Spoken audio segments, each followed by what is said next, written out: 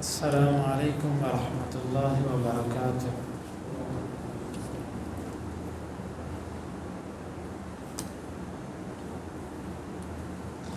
سورۃ الاعراف آیت نمبر 28۔ اعوذ باللہ السمیع العلیم من الشیطان الرجیم من ہمزہ ونفخہ ونفثہ۔ وَإِذَا اور جب فعلوا وہ کرتے ہیں فاحشۃً کوئی فحش کام، قالوا وہ کہتے ہیں وجدنا ہم نے پایا علیہا اس پر آباءنا اپنے باپوں کو، واللہ اور اللہ امرنا اس نے ہمیں حکم دیا بہا اس کا۔ قل آپ کہہ دو ان بے شک اللہ اللہ لا یأمر نہیں وہ حکم دیتا بالفحشاء فحش چیزوں کا، اتقولون کیا تم کہتے ہو علی پر اللہ اللہ ما وہ لا تعلمون جو تم نہیں جانتے۔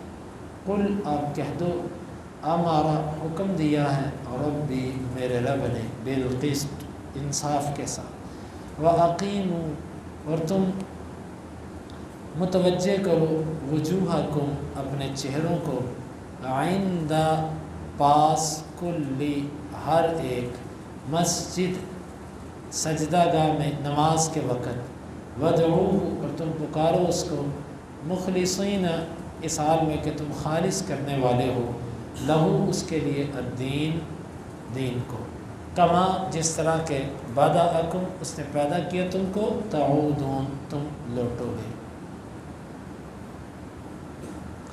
وَإِذَا فَعَلُوا فَاحِشَةً قَالُوا وَجَدْنَا عَلَيْهَا آبَاءَنَا اور جب وہ کوئی فحش کام کرتے ہیں تو کہتے ہیں ہم نے اسی پر اپنے باپوں کو پایا، واللہ امرنا بہا اللہ نے ہمیں اس کو حکم دیا۔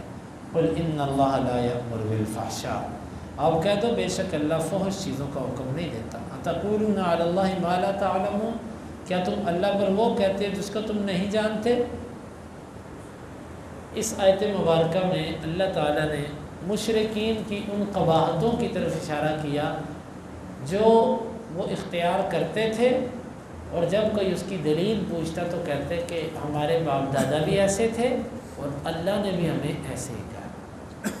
مثال کے طور پہ طواف کرتے بیت اللہ کا ننگے ہو کے، یہ گمان کرتے ہوئے کہ ان کپڑوں میں ہم نے گناہ کیا، ان کپڑوں کے اندر طواف نہیں ہو سکتا، ننگے ہو کے طواف کرتے، مرد دن کے وقت طواف کرتے، عورتیں رات کے وقت طواف کرتی ننگی ہو کر، اور آواز ساتھ لگاتی عورتیں کہ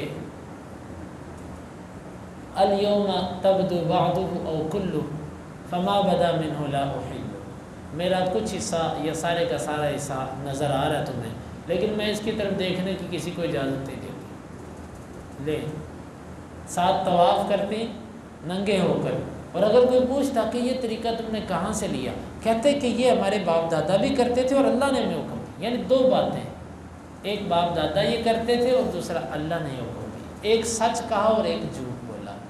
ہمارے باپ دادا ایسا کرتے تھے، ٹھیک ہے یہ بات ٹھیک ہے، اللہ نے ہمیں اس کا حکم دیا، یہ بات غلط ہے۔ اچھا اب اللہ رب العالمین اسی پر ہی ان لوگوں پر ضمناً رد کر رہا ہے کہ دیکھو باپ دادا دلیل نہیں ہوتے، باپ دادا دلیل نہیں ہوتے۔ کیوں؟ تمہارا باپ آدم تھا نا، جب تمہارے باپ آدم سے ایک غلطی ہو گئی کہ انہوں نے دانہ کھا لیا، تو جب وہ باپ تھا اس سے غلطی ہو گئی تو کیا تمہارے باپوں سے غلطی نہیں ہو سکتی؟ تم دلیل کے طور پر باپ کیوں لے کر آتے ہو؟ جو سب سے بڑا باپ تھا جب اس سے ایسا ہو گیا تو تمہارے باپ کیا چیز ہے؟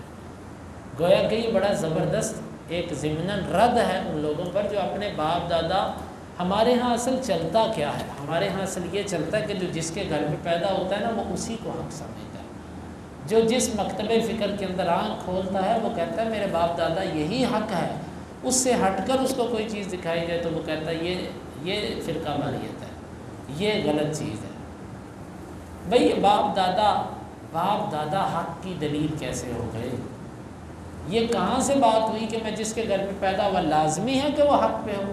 تو پھر صحابہ پر تبرہ کرنے والے رافضیوں کا کیا قصور ہے؟ وہ بھی تو ایسے گھر میں پیدا ہوئے نا، کیا وہ حق ہو گئے؟ مرزے کو نبی کہنے والے ان کے گھر پہ جب بچہ پیدا ہو اس کا کیا قصور ہے؟ ہندو، سکھ، یہودی، عیسائی وہ بھی جس گھر میں پیدا ہوتے ہیں اسی مذہب پہ چلتے ہیں۔ اپنے باپ دادا کے طریقے پر چلنا یہ تو مسلمانوں کا طریقہ ہی نہیں ہے۔ ہاں درست بات دیکھنی ہے کہ کتاب و سنت کے مطابق اگر میرے والدین تھے تو ٹھیک ہے الحمدللہ، اگر نہیں تھے تو بس ایک افسوس ہے، لیکن ہم کسی بھی صورت میں ان کے طریقے کو اختیار نہیں کر سکتے۔ تو اللہ تعالیٰ نے یہاں پر فرمایا کہ باپ دادوں کا نام لیتے کہ ہمارے بڑے ایسا کرتے تھے۔ یقین مانے یہی خرابی ہماری امت کے اندر آ چکی ہے۔ آج یوں ہی فرقوں کے اندر ہم سب بڑھ چکے ہیں۔ اصل وجہ کیا ہے؟ ہمارے بڑے سارے غلط تھے، ہمارے باپ دادا سارے ان کی نمازیں نہیں ہوئیں، یعنی کہ یہی سوالات کے ذہنوں کے اندر بڑے بیٹھے، جبکہ اللہ رب العالمین نے اس کو بتایا کہ یہ مشرکین کا عمل تھا، اور آگے سے کہتا ہے کہ اللہ نے ہمیں اس کا حکم دیا، اللہ پر جھوٹ باندھ دینا۔